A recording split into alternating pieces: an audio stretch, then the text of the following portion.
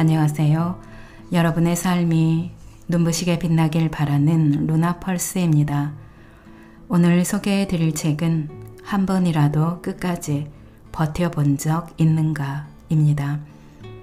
웨이슈잉 지음, 하진이 옮김, 펴낸 곳은 센시오 출판사입니다. 저자는 중국 CCTV의 다큐멘터리 세계 유명 대학 하버드 편의 내용을 바탕으로 출간한 하버드 새벽 4시 반이 베스트셀러에 오르며 하버드 열풍을 일으키기도 했습니다. 여러분은 살면서 원하는 것을 얻기 위해 한 번이라도 끝까지 버텨본 적 있으신가요? 해내는 사람과 그렇지 못한 사람의 차이는 버티는 힘, 즉 정직한 노력과 포기하지 않는 마음에서 나온다고 하지요. 버티는 힘이 비단 거창한 성공이나 위대한 성취에만 해당하는 게 아니라 일상에서 일어나는 작고 소소한 행복을 얻기 위해서도 최소한의 버티는 힘은 반드시 필요합니다. 알리바바의 창업자 마위는 성공하는 방법은 사람마다 달라도 실패하는 이유는 간단하다. 바로 포기하기 때문이다 라고 말했다고 하지요. 이 책에는 포기하지 않고 버티고 또 버티는 것이야말로 가장 탁월한 삶의 기술이라고 말합니다. 책의 목차를 말씀드리면 1장 성공은 재능이 아니라 버티는 힘에 달려있다. 2장 버티는 사람들은 이것이 다르다. 3장 버틴다는 건 실패를 두려워하지 않고 나아가는 것이다. 4장 끝까지 버티기 위해 필요한 것들. 5장 그래도 계속 버티는 삶을 위하여입니다. 지금 우리는 코로나 팬데믹 속에서 너무나 힘겨운 시기를 보내고 있지만 다들 끝까지 잘 버텨내시길 바랍니다. 승부는 폭발력이 아니라 버티는 힘에서 갈린다. 한 번이라도 끝까지 버텨본 적 있는가? 책의 내용 중에서 일부 읽어드리겠습니다. 오늘도 책과 함께 편안하고 따스한 시간 되시기 바랍니다.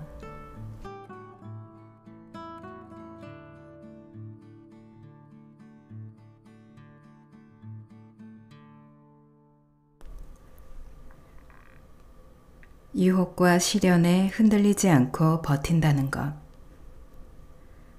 사람들은 저마다 크고 작은 꿈과 목표를 가지고 살아간다. 가깝게는 오늘 하루 정해진 공부량이나 연습량을 채우는 것, 회사에서 진행하는 프로젝트에 성공하는 것에서부터 시험에 합격하거나 원하는 기업에 입사하는 것, 더 나아가 승진을 하고 사업에 성공하는 것까지 다양한 꿈과 목표를 이루기 위해 하루하루를 열심히 살아간다. 하지만 누구나 자신이 원하는 결과를 쉽게 얻거나 이루는 것은 아니다. 꿈을 향해 가는 과정에서 쉽게 유혹에 빠지기도 하고 좌절을 겪기도 하며 극복하기 힘든 시련 앞에서 무릎을 꿇기도 한다. 그런 좌절과 시련 속에서도 꿈을 향해 다가가는 이들에게는 하나의 공통점이 있다. 그것은 바로 자신이 원하는 것을 이룰 때까지 흔들림 없이 나아가는 것이다. 때로는 두려움으로 움츠러들기도 하고 달콤한 유혹에 흔들리기도 하지만 10번 넘어져도 10번 일어서며 자신이 목표한 바를 결코 포기하지 않는 것이다. 끝까지 버티고 이겨내려는 끈기와 의지가 없다면 결코 자신의 꿈에 다가갈 수도 목표한 바를 이룰 수도 없다. 굳이 긴 인생을 이야기할 필요도 없다. 지금 내가 결심한 작은 일들을 생각해보자. 다이어트나 금연 같은 작은 결심을 지켜내는 데에도 수많은 시련과 유혹을 견뎌내야 한다. 새해 결심을 1년 동안 지키는 것도 쉬운 일이 아니고 새롭게 시작한 영어 공부나 취미 삼아 배우고 있는 피아노도 꾸준히 노력하고 실천할 때 비로소 성취의 기쁨과 즐거움을 느낄 수 있다. 이처럼 생활 속에서 느끼는 작은 행복을 얻는 과정에서도 반드시 필요한 것이 끝까지 버티고 노력하는 끈기이다. 꿈과 행복을 이루기 위해 끈기를 가지고 노력한다는 것은 유혹과 시련에 흔들리는 자신을 붙잡아 바로 세우며 한 걸음씩 내딛는 과정이다. 포기하고 싶은 순간의 감정에서 벗어나 자기 앞에 주어진 길을 끝까지 묵묵하게 걸어가는 것이다. 이렇듯 순간적인 감정을 조절하고 포기하고 싶은 마음을 억누르며 내딛는 한 걸음 한 걸음에 완전히 다른 결과가 당신을 기다리고 있을지도 모른다. 탁월한 판단력과 훌륭한 품성으로 관련 업계에서 많은 이들의 존경을 받는 기업인의 강의를 들은 적이 있다. 그는 강연에서 이렇게 말했다. 지위 고하를 막론하고 누구든 언제나 여러 가지 일로 압박감을 느끼기도 하고 다른 이들과 치열하게 경쟁해야 하는 상황에 처하기도 합니다. 이때 중요한 것은 감정에 흔들리지 않고 자기 앞에 놓인 문제를 정확하게 인식하면서 목표한 바를 향해 나아가는 것입니다. 그러면서 그는 다음과 같은 이야기를 들려주었다. 어느 젊은 선원이 처음으로 바다에 나갔다가 드넓은 바다 한가운데서 거센 폭풍우와 마주쳤다. 선장은 젊은 선원에게 돛대 위에 올라가 바람의 방향에 맞춰 돛을 조정하라고 지시했다. 하지만 뱃일에 서툴렀던 젊은 선원은 돛대 위에 올라가다 그만 큰 실수를 저지르고 말았다. 무심코 아래를 내려다본 것이다. 아래에는 집채만한 파도가 금방이라도 배를 집어삼킬 듯 요동치고 있었다. 그 순간 공포가 엄습하면서 젊은 선원은 몸이 굳어 꼼짝도 할 수가 없었다. 설상가상으로 어마어마한 파도에 선체가 가랑잎처럼 흔들리며 몸의 균형도 잃고 말았다. 이때 경험이 많은 늙은 선원이 갑판에서 큰 소리로 외쳤다. 아래를 보면 안 돼. 이봐, 위를 쳐다보라고. 젊은 선원은 두려움에 온몸을 떨면서도 고개를 들어 위를 쳐다보았다. 넓은 하늘을 보니 마음이 조금씩 진정되면서 몸의 균형도 찾을 수 있었다. 덕분에 젊은 선원은 자신의 임무를 성공적으로 완수할 수 있었다. 상황은 변하지 않았지만 이성을 되찾고 배를 구해야 한다는 굳은 의지로 자신에게 주어진 임무에 온전히 집중할 수 있었기에 모두의 생명을 구한 것이다. 누구나 살아가면서 젊은 선원과 같은 상황에 수없이 놓인다. 수많은 외부 요인들이 우리를 흔들고 좌절하게 만든다. 포기하고 쉬운 길을 가라며 유혹의 손길을 내밀기도 한다. 하지만 분명히 알아두어야 할 것은 그 순간 모든 것을 포기하고 체념하느냐 아니면 인내와 끈기로 끝까지 시련을 버텨내느냐에 따라 운명이 달라진다는 사실이다. 내 친한 친구 역시 그런 상황에 놓인 적이 있었다. 지금은 영국의 광고회사에서 광고 기획을 총괄하는 크리에이티브 디렉터로 승승장구하고 있지만 처음 입사했을 때 그는 젊은 혈기에 실수를 저질러 팀장의 눈밖에 났고 이후로 팀장에게 거의 매일 호된 질책을 받으며 힘들게 회사 생활을 해나갔다.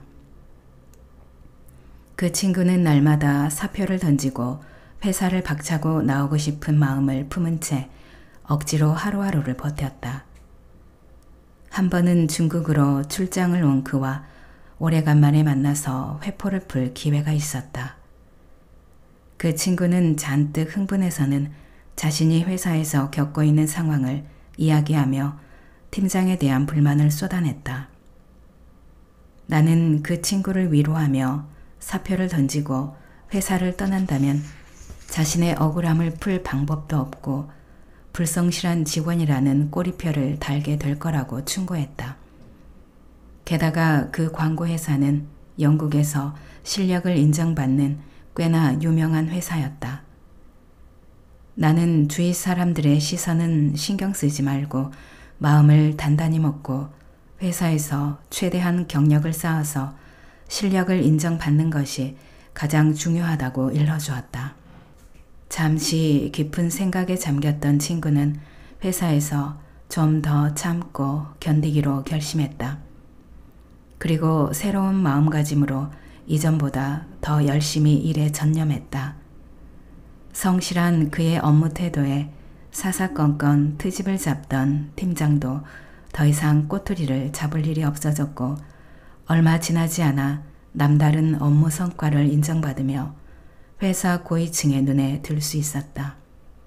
그리고 몇 년 후 그 친구는 뛰어난 성과를 올리면서 팀장을 제치고 크리에이티브 디렉터로 초고속 승진을 할 수 있었다.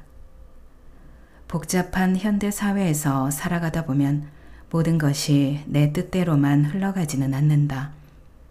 그 과정에서 주변 사람들로부터 오해를 받거나 상처를 입고 모욕당하면서 자존심과 자신감이 크게 흔들리기도 한다. 그런 상처와 오해, 모욕에도 흔들리지 않고 원하는 결과를 얻기 위해 꿋꿋하게 견디며 버틴다는 것은 결코 쉬운 일이 아니다. 감정을 가진 인간이기에 작은 모욕도 참지 못하고 크게 분노하고 사소한 오해나 상처에도 좌절하고 절망에 빠지는 것은 어찌 보면 너무나 당연한 일일지도 모른다. 그 순간 자신의 감정을 이기지 못하고 경솔한 판단이나 행동을 하기도 하고 순간의 어려움을 견디지 못하고 포기를 선언하기도 한다.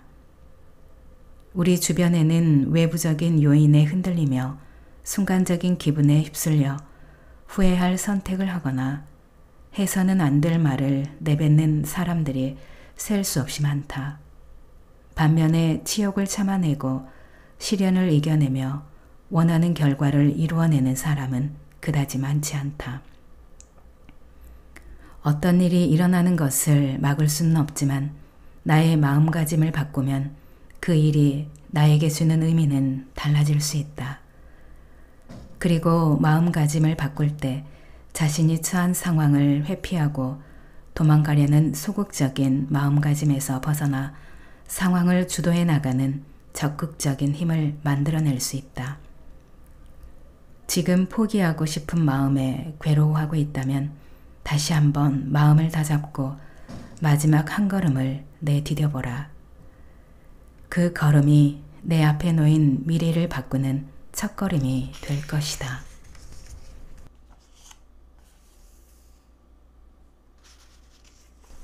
불가능을 가능으로 만드는 마음의 힘. 인내는 불가능을 가능으로 만들고 실패를 성공으로 바꾸는 마법과도 같은 힘을 가지고 있다. 성공에 대한 믿음은 성공한 사람들이 기본적으로 갖추고 있는 자질이기도 하다. 믿음이 있기에 참고 버틸 수 있고 나아가 손쉽게 원하는 것을 이룰 수 있게 된다. 이것이 바로 성공의 논리학이다. 굳은 믿음만 있다면 당신이 바라던 일들을 충분히 이룰 수 있다. 이는 위대한 과학적인 발명의 원동력이기도 하다. 영화 배우가 되겠다는 부푼 꿈을 안고 할리우드로 찾아온 젊은이가 있었다. 당시 그가 가진 재산은 고작 $100가 전부였다. 그 돈으로는 방도 얻을 수 없어 그는 거리에서 노숙을 하고 단역 배우에서 일용직까지 닥치는 대로 일을 하며 힘든 나날을 보냈다. 당시 그에게는 배우가 되겠다는 꿈 이외에는 아무것도 없었다. 훌륭한 배우가 되리라는 꿈과 믿음을 가지고 수많은 영화사를 찾아다녔지만 평범한 외모에 심한 사투리까지 쓰는 그를 캐스팅해주는 곳은 없었다. 친구들은 그에게 그만 포기하고 평범하게 살라고 충고했다. 그가 배우가 되는 기적이 일어날 가능성은 1%도 되지 않았다. 하지만 그는 포기하지 않았다. 젊은이는 영화사 500군데를 찾아다니며 오디션을 봤지만 제대로 된 배역은 맡을 수 없었다. 그래도 그는 자신이 훌륭한 배우감이며 영화사 사람들이 자신의 재능을 알아보지 못하는 것뿐이라고 스스로를 위안했다.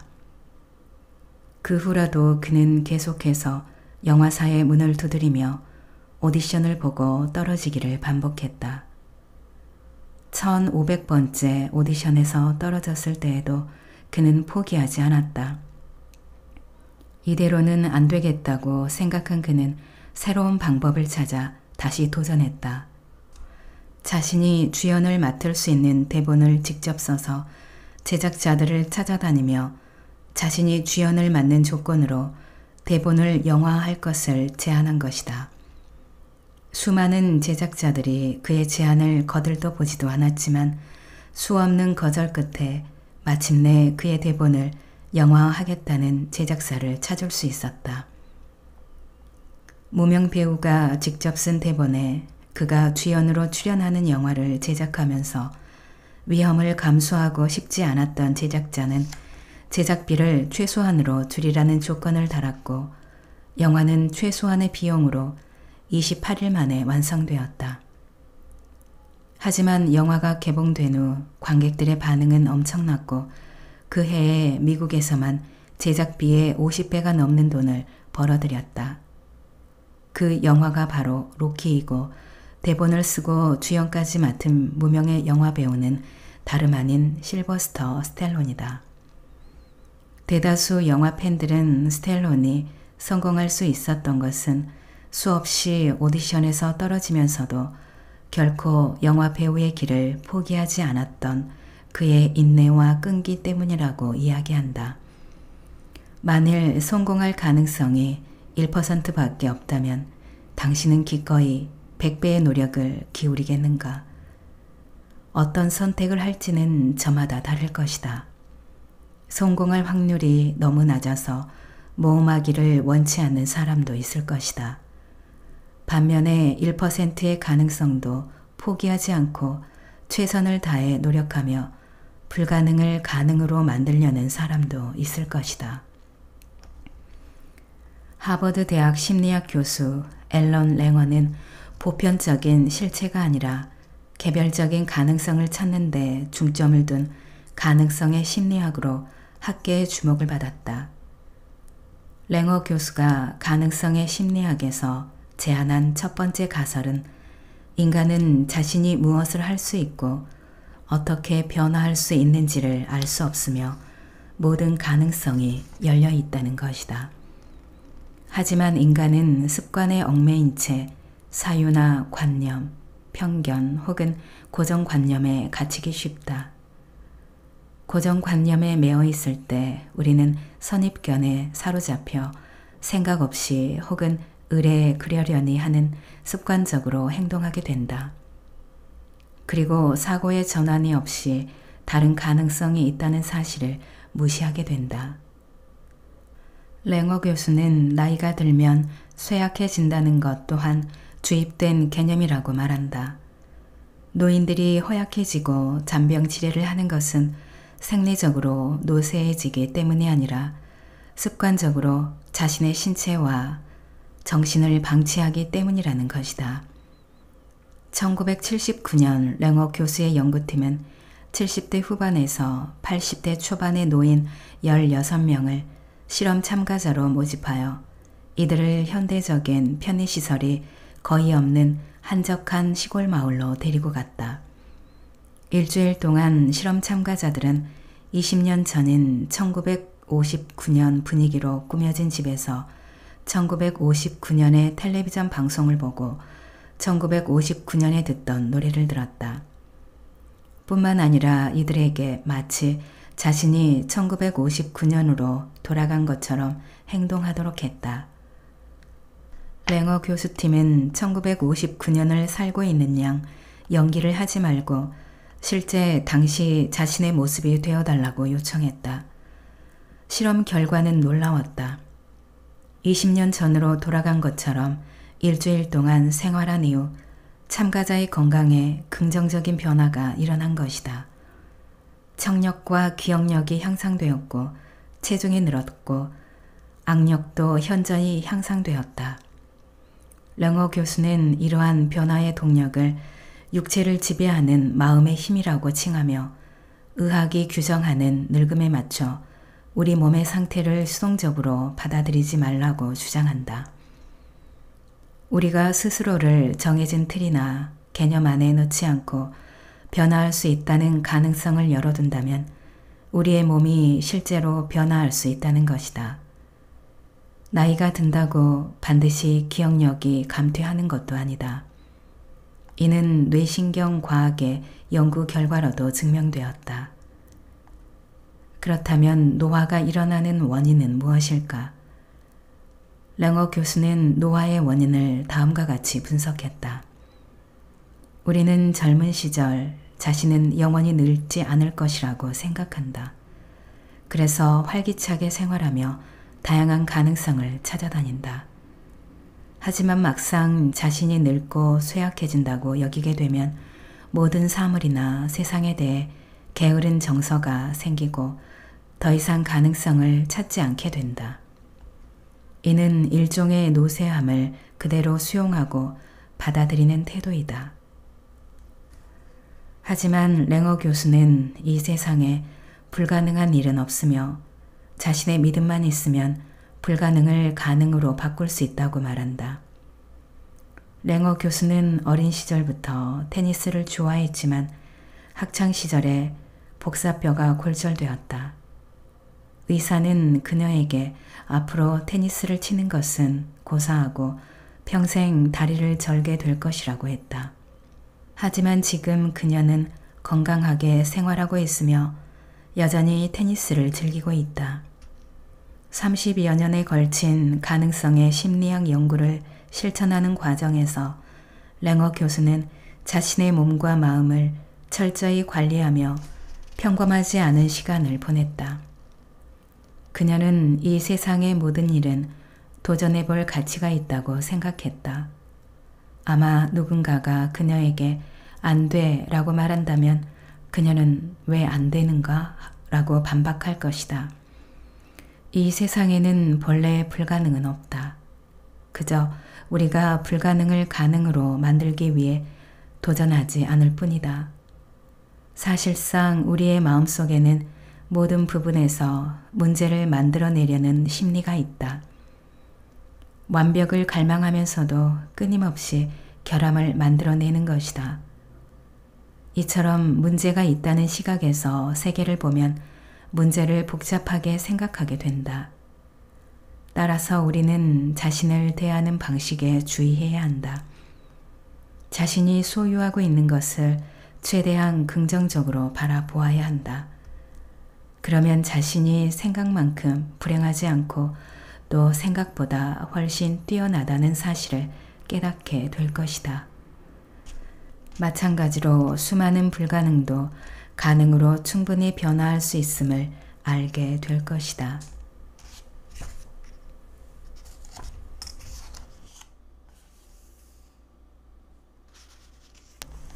바람은 목적지가 없는 배를 밀어주지 않는다.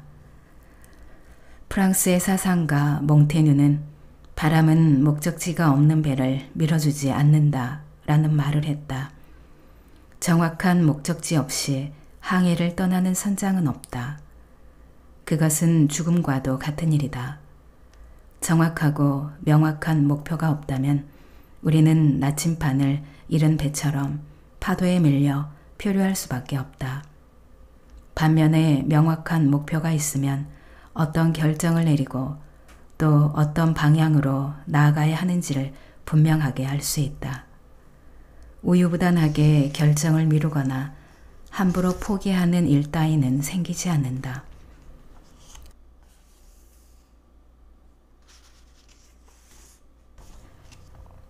물러서지만 앞으로 나아가는 법.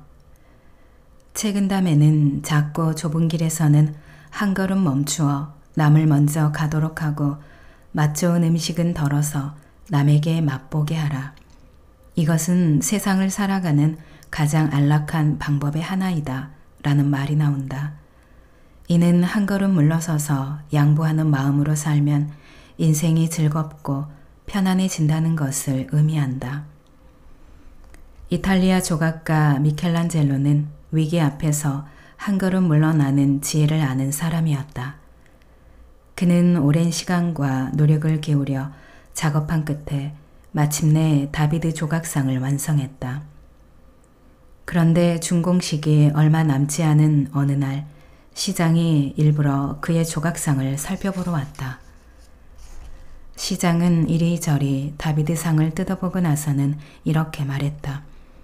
참으로 위대한 조각상이요. 그런데 코가 지나치게 크고 오뚝한 게 한 가지 흠이군요. 미켈란젤로는 조각상의 코에 아무런 문제가 없다는 사실을 잘 알고 있었다. 다만 시장이 아래쪽에서 정면으로 조각상을 올려다보았기 때문에 코가 유난히 크고 오뚝하게 보였을 뿐이었다. 하지만 미켈란젤로는 시장의 말을 차마 무시할 수가 없었다. 그래서 비계 위에 올라가 다비드상의 코를 고칠 준비를 했다.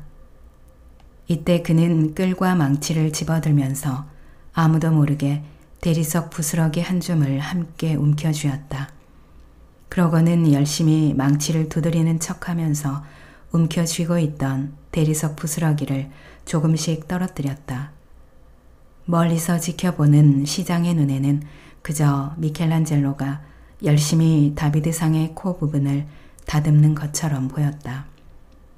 이윽고 망치를 내려놓은 미켈란젤로는 시장에게 물었다. 이제 괜찮습니까? 그러자 시장은 아까와는 다른 각도에서 다비드상을 살펴보고 나서는 찬사를 쏟아냈다. 고치고 나니 훨씬 낫네. 마치 살아있는 것처럼 보이는군. 영국 건축가 크리스토퍼 제임스 렌의 일화도 이와 비슷한 사례이다.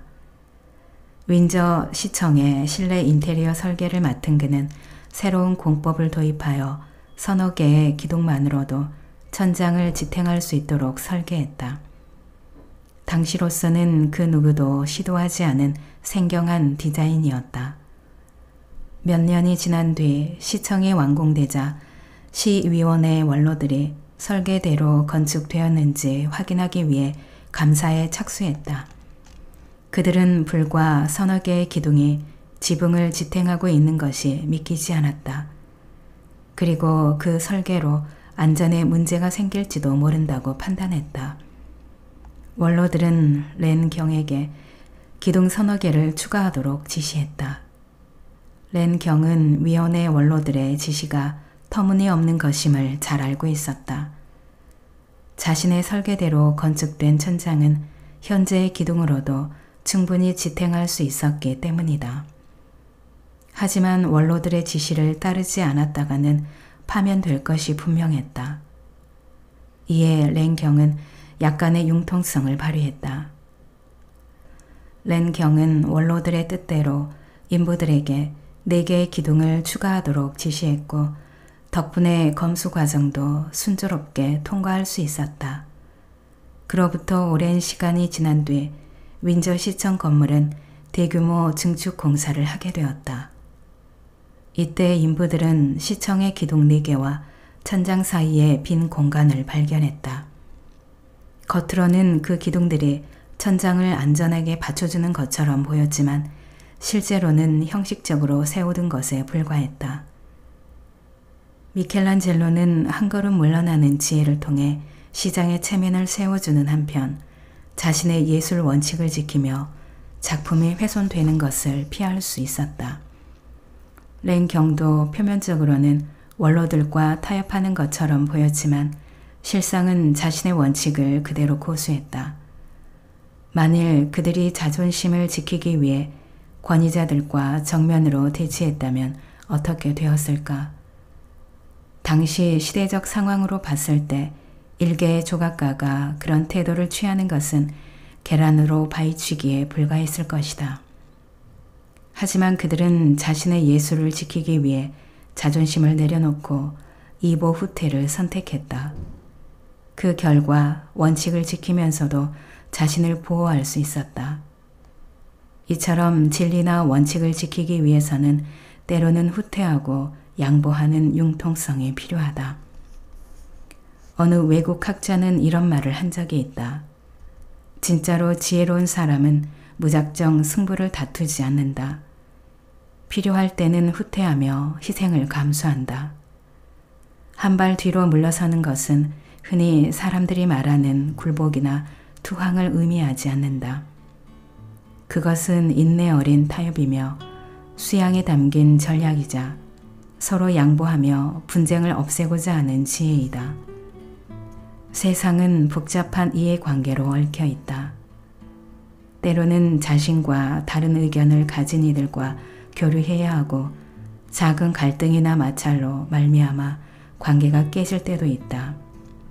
이런 경우 첨예하게 대립하고 옳고 그름을 따지며 상대방의 잘못을 추궁한다면 양쪽 모두 상처를 입게 된다.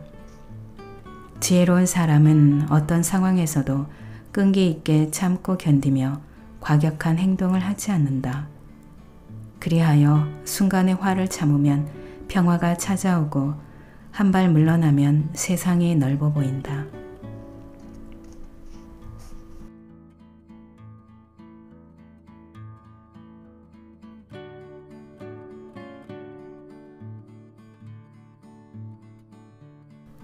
낭독은 여기까지입니다. 여러분의 구독과 좋아요, 댓글은 저에게 큰 힘이 되는 거 아시죠? 오늘도 끝까지 들어주셔서 감사합니다.